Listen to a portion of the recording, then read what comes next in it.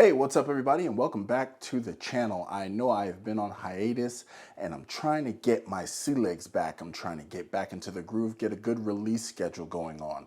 So for all of you who have not been here and all of you who have and been patiently waiting, I thank you and I welcome you. I just want to let you know that while I was on hiatus, I was actually doing some improvement and got a lot of my technical certificates done in order to make a job shift and a job change so I can keep YouTube as a hobby. But with all of that out of the way, welcome to the place where I strive to make you a more discerning credit card user.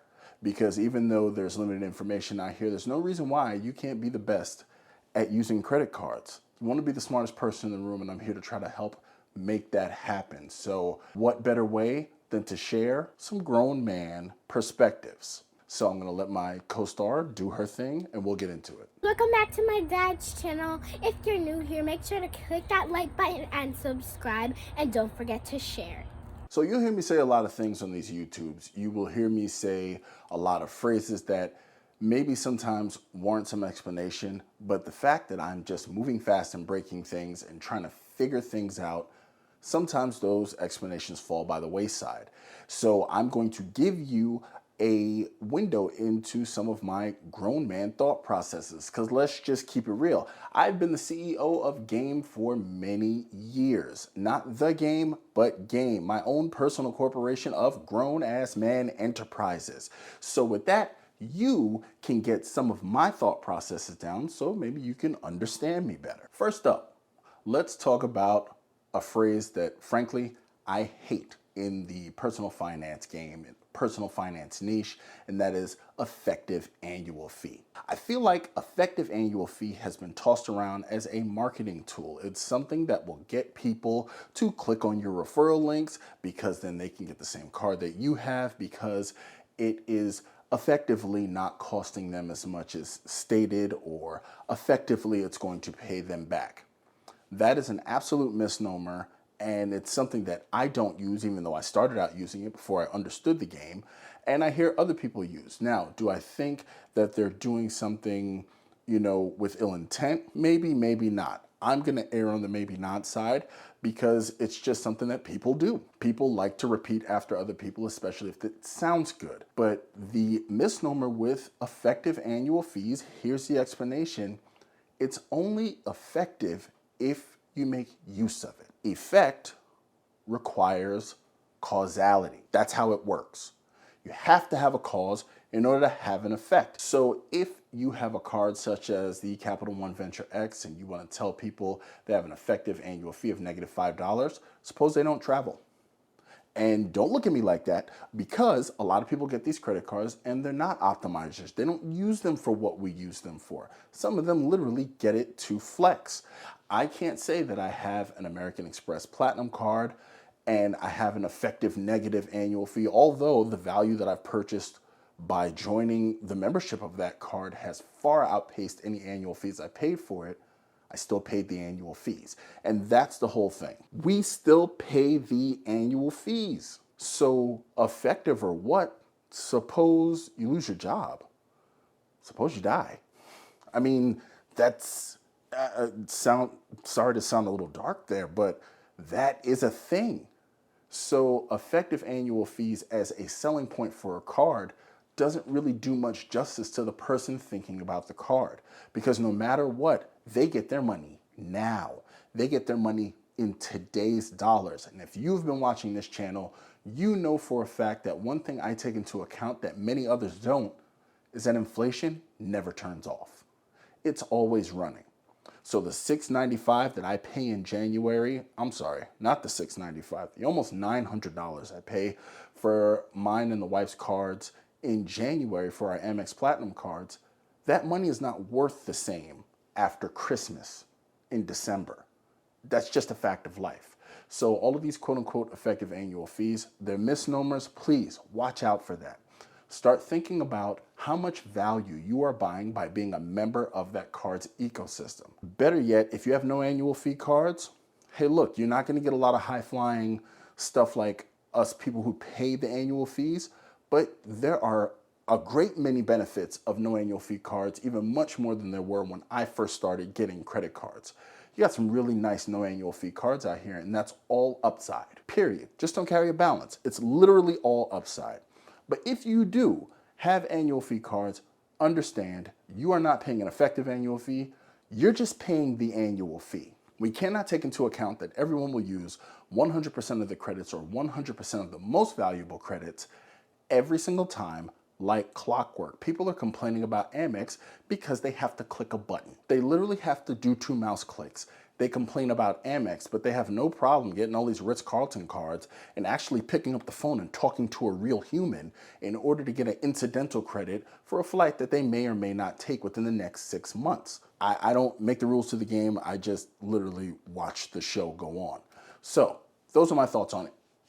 Effective annual fees. Now, another thing that I hear about a lot going on in the community is everyone's focus on credits. Getting this card, what credits do they have? Is it good for me? How can I make a good effective annual fee out of it? Or how can I mitigate the cost?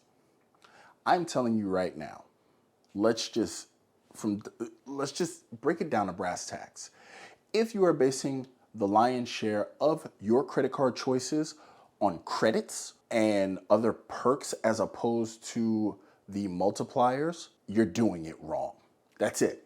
Don't argue with me. You are doing it wrong. The fact is that over time, you tend to get more value simply using a credit card. If you use it and it organically fits into your life, you will get more value out of simply using the card than you will out of the credits. Because in most cases, the credits will change at a much higher frequency than the multipliers will. Don't get me wrong, some cards do change multipliers. They will revamp a card. But the fact is that if we look historically, most cards' multipliers stay the exact same while they flip-flop the credits. Like some of you Amex Platinum holders out there, do you remember when you used to get free Wi-Fi on a plane? When you had to get, I think it's called Boingo or something like that? That's even before my time with the Platinum card. But do you remember that? So these credits that everybody is so hungry and thirsty for, they can change at the drop of a dime. Look at what happened with the Amex Green Card and the Lounge Buddy credit. You see how fast Amex snatched the Blue Cash Everyday, no, I'm sorry, not the Blue Cash Everyday, the Everyday Preferred and other cards, causing pandemonium in the space. These things happen. But if you are getting cards based on credits, you're not doing it right because those things, they're not faded. But meanwhile, Amex would be foolish to change the Gold Card's food multipliers to anything else, being an industry leader. Like once again, the Capital One Venture X, 2X Catch-All on a Visa Infinite. Great card to have. 2X Catch-All, period. Basement, 2X. Everyone else wants to, even Chase only gives you 1.5. Please give some thought to these things because people will sell you on credits for cards that may or may not be useful to you. You may get a credit card that has great credits for the today you, but what happens 2 kids down the road? You see what I'm saying? You are not the same as today you. What happens to new semester in college you? What happens to I lost a parent you? What happens to job change you? So what may be good for you today might not be good for you tomorrow, in 6 months, in 2 years. So let's just go ahead and focus on how are we actually going to use these credit cards that we're so feverishly applying for. While the credits are sweeteners, the foundation of these cards are the multipliers and how you can get better return for every dollar that you spend on things that you will actually use. That compounds the value at a dizzying rate. There's no way to calculate it because what is good for me may not be good for you, but I know what cards are good for me because I know which ones I will use.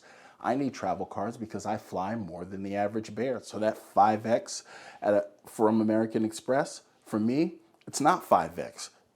In some cases, it could be 12. It could be 15X, depending on how I then leverage those points to get outsized value. So I want you to think about that. Credits are nice. And by all means, I'm not saying that they shouldn't be a part of your decision, but they shouldn't have the lion's share of the weight of your decision. Doesn't make any sense to me why people do these because literally it only ends in disappointment because no credits are forever. Now, speaking of those Amex cards that they just snatched off of the lineup like a thief in the night, that leads me to another perspective. Broaden your horizons. Stop getting cards that you hear about on YouTube from people like me. Because what I have, I literally could just be selling you because I get great referrals from it. That could be my only basis for suggesting it to you. I could be doing this to you because I can't get into certain ecosystems. If you notice, I rarely point out my referral links, and if I do, I tell you what they are, and people have messaged me in the Discord, and I've told people not to use my links because there are better ones out there. Everyone does not have your best interests at heart, and people will sell you on things that they don't even have. You will never see a video about a city personal card on my channel. I don't have any. They won't give me any. I might reference them. I think I did one where I applied for the premiere and they unceremoniously denied me. But for the most part, I'm not even going to waste your time talking about a wish list of things that I have no real experience in, because that's a disservice to you. The fact that the EDP and other cards were snatched off of Amex's lineup just recently pointed out something very, very poignant to me, and that is no one really cared about those cards until they came up missing. Now, I did videos concerning the Everyday Preferred and how to work it into a lineup. I've done other videos where I thought it was a great beginner card for people to get into the optimization game. I even took heat for it in the comments. I've seen JP Buffett, Sledge Inc. Team, Joe Barreto. I've seen all of them mention this card, and no one was really interested until you can't get it anymore. So think about that. A no annual fee MR points earning card that's not a business card. A $95 MR point earning card that's not a business card, that if it was used properly, you could literally outpace the gold card in food earnings, and it had a gas multiplier. But because you guys wasn't really feeling it, because it wasn't made out of a shiny metal, you know, for whatever reason, Amex has decided that they don't want to carry the burden of holding a card that may or may not be terribly popular with the public. And remember, at heart, they're a business first. So if I know my people like almonds, I'm really not going to buy a ton of pecans and keep them in the back room. You get what I'm saying? So that's just a better way to understand it. And when you broaden your horizons, then things won't come as such a shock to you. Like Joe Barreto did a video. I will go ahead and put that one right here. He actually went live after Sledge broke the news about the EDP and other cards being snatched off the lineup. He got over 5,000 views within a day. People want to know about these things, or they want to know about what they're missing out on. But if you broaden your horizons, then the impact doesn't really hit as hard, and you can bounce back much easier. So let's talk about another grown indicator. And this is something that you will hear a lot in the space, and it actually ties into the previous perspectives that I've made, and that's experience. And a lot of people don't understand what exactly experience in the credit game is. Experience is not linear. If you are thinking that experience is solely predicated on how long you've had a card, yeah, I'm gonna school you right now, because there are people who are half my age that probably have more experience with travel cards than I do, because they don't have kids, they don't have a home that they are tied to that has to be a base of operations. They may travel way more than me. They may be an authorized user on someone's account and able to use more of those credits than I have, with a frequency that even I would define as dizzying. Because let's just face it, tomorrow's a school night. You know what I mean? So I can't really just pick up and go like others. Once again, experience is not linear. So sometimes people will think, oh, well, if I haven't had a card for X amount of time, then, you know, I can't really talk about it. Yes, you can. Because there are things that make people unique, that make their experiences unique and valuable, extremely valuable. Now, as an example, I deal with American Express cards, and before I got any of my Visa cards, I wanted to pay my car insurance with my American Express card. My car insurance company, Progressive, does not take American Express. So how was I going to utilize my Blue Business Plus to get the 2 points per dollar that I wanted, instead of having to rely on the 1.5 points with Chase? I wasn't going to leave any money on the table. And we all know how I feel about leaving money on the table. Give me that. See, it's been a while since I did that.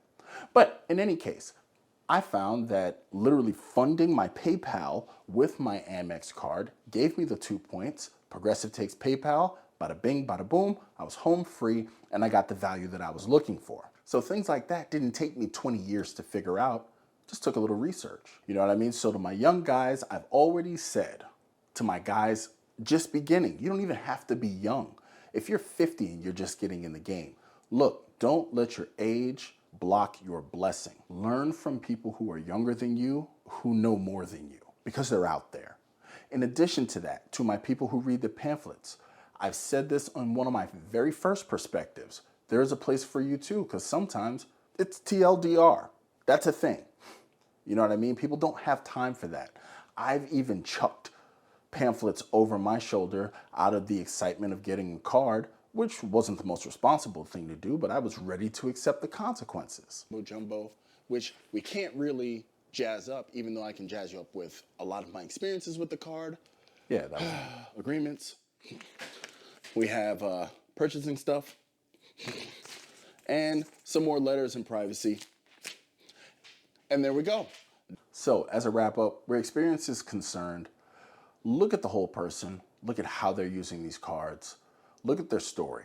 Their story might, open your eyes to things that you may or may not have realized already. And it doesn't need to be a long story, but it doesn't mean it's not going to be exciting. Now, as you know, I like to end these things off on a YouTube perspective. Now, this YouTube perspective is really not one that you thought you'd probably hear from me, but look, I just got to put it out there. We all started as viewers, except for the person who put the very first YouTube out. The very first YouTube video creator wasn't a viewer because there weren't any videos to watch. Some of us are not meant to be creators. Some of us actually add more value to the community by simply commenting. It's better, it's easier for you to share your ideas. Now, would I like to see people successful? Absolutely. I have the strange disorder where I love to see everybody win, but everybody can't win because then what's winning? So that's just the common sense of it. So with that, I can say it's okay to quit. That's it. This is a hobby. There are some people who take it full time, and to them, kudos to them. I have nothing but the utmost respect because it is not easy. But if you start out, understand you are going to do a lot of work for free. If you don't want to do work for free, don't start. If you don't want to do work for free, don't continue. If you don't want to do work for free, just keep commenting. But people give you their time. They give you the privilege of their time, as Joe would say. And this is a freemium platform, as they do have a premium step. But for the most part, most people don't pay to watch this. So understand you need to value their time, even at the sake of yours. And if it's not for you, doing YouTube videos should not be a terrible burden on anyone's shoulders. It's okay. It's okay not to be an overnight sensation. It's okay to be an overnight sensation. I have had the privilege and the pleasure of watching people in this very space literally rocket to the top, and I'm happy for them. It's not something that diminishes me, or it's not something that makes me envious. And it's like, hey, maybe they have experience that I am not aware of, even though I'm older than them. You see how I tie those in together? So it's up to me if I want to continue or if I don't. Just keep doing what you're doing, but I'm here to tell you. And this is not something I normally say, but it's okay to quit. This is not supposed to be a burden. It's not supposed to be depressing. It's not supposed to slow you down in your real, actual life. Because most people, they start out doing something else and then this becomes a hobby. If you find that your passion for it bubbles up so much that you think taking it full time is for you, I say go. But if you find that it's more trouble than it's worth, then it probably is. So with that is pretty much it. Now, don't forget, because I almost forgot, my pointy thing. Boom, there's my pointy thing. Check those videos out. Because I'm not going to ramble on any further. I'm just going to say, it's good to be back. You guys take it easy.